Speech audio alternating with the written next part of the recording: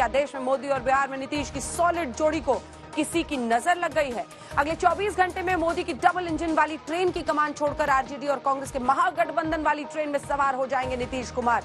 2024 से पहले बिहार में एनडीए में फूट क्या नीतीश के लिए नफे और मोदी के लिए नुकसान का सौदा है? डिटेल रिपोर्ट आपको दिखाते हैं बिहार में आगे क्या होने वाला है।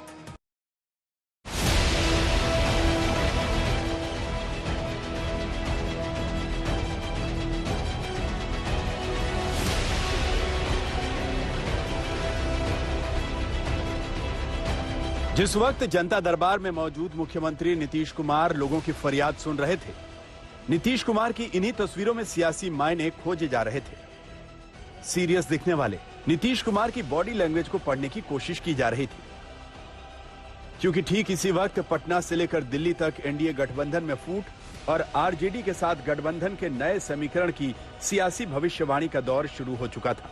मतलब ये कि एक बार फिर नीतीश कुमार एनडीए को टाटा बाय बाय कहकर आरजेडी के साथ जाने का मन बना चुके हैं। बस एनडीए छोड़ने और महागठबंधन का हिस्सा बनने का ऐलान बाकी है। वैसे बिहार की एनडीए सरकार में बीजेपी और जेडीयू में खटपट लंबे अरसे से चल रही है, लेकिन आरसीपी सिंह के इस्तीफे के बाद रिश्तों में पड़ी गांठें दुनिया के सामने आ गईं। ये बात हमने भी अखबार में देखा है।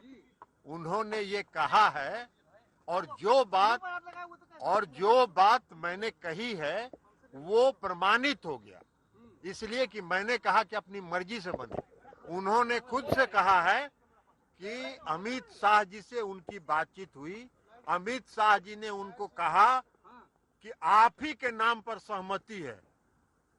अरे भाई, भारतीय जनता पार्टी तय करेगा कि जदयू का कौन मंत्री होगा? तो अगर जदयू का मंत्री भारतीय जनता पार्टी तय कर रहा था तो ये तो मालूम है ना कि आप क्या कर रहे थे। नीतीश कुमार की नाराजगी की जो अटकलें लगाई जा रही थी, जेडीयू अध्यक्ष ललन सिंह ने उसे खुल्लम खुल्ला बयान कर दिया। ललन सिंह के बयान में नीतीश कुमार के पाला बदलने के संकेत छिपे हुए हैं। जेडीयू अपने मुद्दों को तय करेगी, मंत्री कौन होगा जेडीयू तय करेगी। चिराग मॉडल वाला प्लान नहीं चलेगा, बड़ी साजिश का खुलासा करेंगे। दोनों पार्टियों में मतभेद और मनभेद के अंदर की कहानी सामने आ गई। जेडीयू के रुख से साफ है कि अगले 24 घंटे में नीतीश कुमार तुरुप का इक्का चलते हुए अपना सियासी पत्ता चल देंगे। दरअसल कल यानी मंगलवार को नीतीश कुमार ने विधायकों की अहम बैठक बुलाई है। बैठक में नीतीश कुमार पार्टी विधायकों से आरसीपी सिंह समेत गठबंधन पर चर्चा करेंगे। विधायकों के फीडबैक के बाद नीतीश कुमार बड़ा ऐलान कर सकते हैं। बड़ी बात यह भी है कि विपक्षी पार्टियों ने भी कल ही यानी मंगलवार को अहम बैठक बुलाई है। ये संयोग है या नीतीश कुमार का कैलकुलेटिव प्रयोग है? नहीं, अभी सरकार की सेहत की बात कहाँ है? अभी तो सरकार चल रही है और हमने कहा कि जदयू में कुछ बातें हुई हैं, उस पर विमर्श और विश्लेषण के लिए बैठक बुलाई गई है। अब उसमें क्या क्या बातें आती हैं, उसके क्या क्या राजनीतिक मायने निकलते हैं, उसके बाद दल के सारे वरीय लोग बैठ के फैसला लेंगे।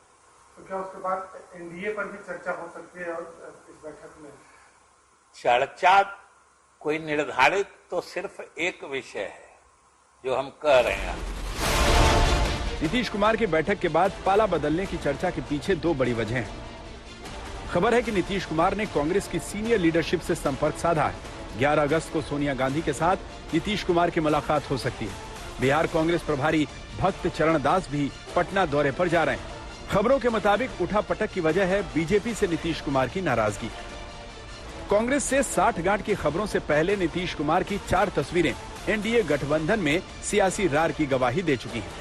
पहली तस्वीर जब जाति जनगणना के मुद्दे पर पटना से लेकर दिल्ली तक नीतीश कुमार और तेजस्वी यादव एक पेज पर दिखे। पार्टियां अलग, लेकिन दोनों की केमिस्ट्री को लेकर आरजेडी की तरफ नीतीश कुमार के झुकाव के कयास लगने लगे थे। दूसरी तस्वीर जब नीतीश कुमार पैदल चलकर राबड़ी देवी के घर आयोजित इफ्तार पार्टी में पहुंचे थे। इफ्तार आरजेडी का था, लेकिन पहुंचे नीतीश कुमार थे।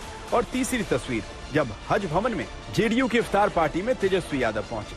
चौथी तस्वीर जब हाल के दिनों में लालू यादव को देखने नीतीश कुमार पहुंचे थे। मतलब बात पुरानी है, बहाना सिर्फ आरसीपी सिंह है। ऐलान से पहले कांग्रेस और लेफ्ट पार्टियां पहले से ही नीतीश कुमार के लिए पलक पावड़े बिछाए बैठी हैं। देखिए, मुझे भी तो ये रिपोर्ट अखबारों के जरिए ही मिल रही है और मीडिया के जरिए ही सुन रहे हैं, अटकलबाजी चल रही है।